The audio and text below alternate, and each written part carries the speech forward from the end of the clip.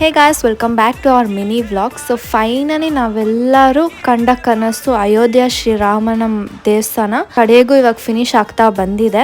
January 22ಗೆ finish ಆಗಿ inaugurate ಮಾಡ್ತಾರೆ ಅಂತ ಹೇಳಿದ್ದಾರೆ.